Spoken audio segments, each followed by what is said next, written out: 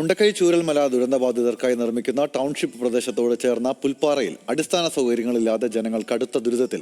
ചെളിയും വെള്ളക്കെട്ടും നിറഞ്ഞ റോഡുകളും കുടിവെള്ളക്ഷാമവും കാരണം വലയുന്ന പ്രദേശവാസികൾ കടുത്ത പ്രതിഷേധവുമായി രംഗത്തെത്തി. ചെളി നിറഞ്ഞ റോഡിൽ പൂക്കളമിട്ടും കുട്ടികളുടെ നേതൃത്വത്തിൽ പന്ത് തട്ടിയുമായിരുന്നു പ്രതിഷേധം. പലതവണ പരാതിയുമായി അധികാരികളെ സമീപിച്ചിട്ടും ശാശ്വത പരിഹാരം ഉണ്ടാകാത്ത പശ്ചാത്തലത്തിലാണ് പ്രതിഷേധം. വയനാട് നിന്നും എം മുബാറക് തയ്യാറാക്കിയ റിപ്പോർട്ട് കാണാം.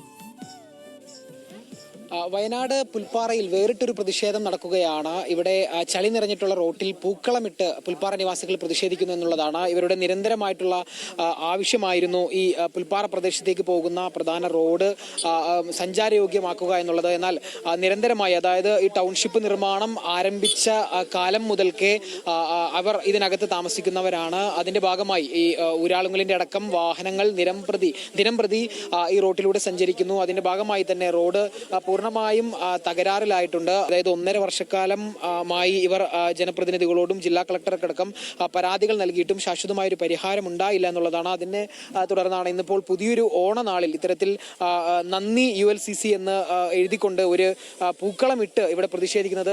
ഇത് ശാശ്വതമായ ഒരു പരിഹാരം ഉണ്ടാകുന്നതുവരെ ശക്തമായ പ്രതിഷേധത്തിലേക്ക് പോകുമെന്ന് പറഞ്ഞിട്ടാണ് അവർ രംഗത്തിറങ്ങിയിട്ടുള്ളത്. ചേട്ടാ, എന്തായിരുന്നു നമ്മുടെ നിരന്തരമായിട്ടുള്ള ആവശ്യം? ഈ മുണ്ടക്കൈ ദുരന്തത്തിൽപ്പെട്ട ആളുകളെ പുനരധിവസിപ്പിക്കുന്നതുമായി ബന്ധപ്പെട്ടുള്ള ഈ വർക്ക് തുടങ്ങിയ അന്ന് മുതലേ ഈ റോഡിന്റെ അവസ്ഥ ഇതേ അവസ്ഥയാണ്.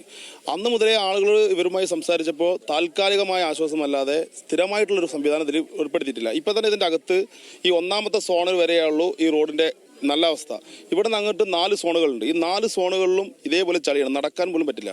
ഇവിടെയുള്ള കുട്ടികളെ വിദ്യാഭ്യാസ കാര്യങ്ങളുമായി വേണ്ടി സ്കൂൾ ബസ്സുകൾ ഇവിടെ വരുന്നുണ്ടായിരുന്നു. അത് നിർത്തി. കുട്ടികളെ ഇവിടെ നിർത്തി രക്ഷിതാക്കൾ ബൈപ്പാസ് പോയിട്ടാണ് അവരെ എന്താക്കുന്നത്, കയറ്റി അയക്കുന്നത്. ഗ്യാസ് ഏജൻസി ആളുകൾ കൃത്യമായി വരുന്നില്ല ഈ വിഷയമുള്ളതുകൊണ്ട്. അതുപോലെ തന്നെ ഇവിടേക്ക് രോഗികളുണ്ട്, 21-22 രോഗികളുണ്ട്. ഇവിടെ കിടപ്പ് രോഗികൾ, പെയിൻ ആൻഡ് പാലിറ്റീവ്, മറ്റ് ചാരിറ്റബിൾ ആളുകളൊന്നും ഇവിടെ ഇങ്ങോട്ട് വരുന്നില്ല. വന്നാൽ ഇവിടെ വണ്ടി കുടുങ്ങി പോവുകയാണ്. ഇതുപോലെ തന്നെ ഇവിടെയുള്ള രോഗികളെ കൊണ്ടുപോകാനും കഴിയുന്നില്ല. പുറത്തുനിന്ന് ആളുകളും കൂടി വരുന്നില്ല വീട്ടുകളിലേക്ക്. മരണം സംഭവിച്ചാൽ ഇതേ അവസ്ഥ. ഇവിടെയുള്ള ജനങ്ങൾ കഴിഞ്ഞ ഒക്ടോബർ മാസത്തിൽ ഇതേപോലെ ഇവിടെ സ്തംഭിപ്പിച്ച് സമരം നടത്തിയിരുന്നു. അന്ന് കുറെ വാഗ്ദാനങ്ങൾ നൽകിയിരുന്നു കലക്ടറും ഇതിന്റെ ഉത്തരവാദിത്തപ്പെട്ട ആളുകളും. ഒരു വാഗ്ദാനവും നിലനിർത്തിയിട്ടില്ല. കുടിവെള്ളമില്ല, വെളിച്ചമില്ല, റോഡില്ല, മനുഷ്യന് ജീവിക്കാനുള്ള സാഹചര്യങ്ങൾ ഒന്നും ഇതിന്റെ അകത്തുന്നില്ല. ഇവിടെ സ്ഥിരമായി താമസിക്കുന്നു. മഴ പെയ്താൽ ഈ തോടുകളിൽ വെള്ളം കയറിയിട്ട് അവിടെയുള്ള ആളുകൾ ഇപ്പോൾ ഈ ടൗൺഷിപ്പിന്റെ അകത്ത് പാരമ്പര്യമായി ജീവിച്ചിരുന്ന 8 വീട്ടുകാരെ ഇവിടെ നിന്ന് മാറ്റി താമസിപ്പിച്ചു. KSEBയുടെ ആളുകളാണ് 4 റൂമുകൾ നോക്കേണ്ടത്. അവർ തിരിഞ്ഞു നോക്കിയിട്ടില്ല. ULCCന്റെ ആളുകൾ നോക്കി. ULCCന്റെ ആളുകൾ ഇപ്പോൾ വന്നിട്ട് പറഞ്ഞത് സർക്കാർ 6000 രൂപ തന്നിട്ടുള്ളൂ, ബാക്കി ഞങ്ങളാണ് കൊടുത്തത്. അപ്പോൾ അത് നമ്മളെ ഒരു ഔദാര്യം പോലെയാണ് ജനങ്ങൾ കൊടുത്തത്. അത് തന്നെയാണ് അവർ പറയുന്നത്. ഗുരുതരമായിട്ടുള്ളൊരു പ്രശ്നമായിട്ടാണ് അവർ അതിനെ ചൂണ്ടിക്കാണിക്കുകയും ചെയ്യുന്നത്. കാരണം 60 വർഷക്കാലമായി ഈ ടൗൺഷിപ്പൊക്കെ വരുന്നതിന് മുൻപ് തൊട്ടേ ഈ പ്രദേശത്ത് താമസിച്ചു വരുന്നവരാണ്. അവരുടെ അടിസ്ഥാന സൗകര്യങ്ങളെല്ലാം ഇപ്പോൾ നിഷേധിക്കപ്പെട്ടിരിക്കുന്ന ഒരു സാഹചര്യം. കാരണം സ്ട്രീറ്റ് ലൈറ്റിന്റെ പ്രശ്നം പറയുന്നുണ്ട്. കൂടാതെ കുടിവെള്ളത്തെ അടക്കം അത് ബാധിച്ചിരിക്കുന്നെന്ന് പറയുന്നു.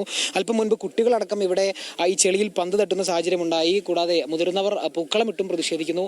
എന്തായാലും ഈ വിഷയത്തിൽ അധികാരികൾ അടിയന്തരമായി ഇടപെടണമെന്നുള്ളതാണ് പറയുന്നത്.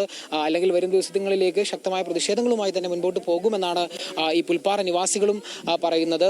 ക്യാമറ പേഴ്സൺ ജിതിൻ ജോസിനൊപ്പം എം മുബാറക്, ന്യൂസ് മലയാളം.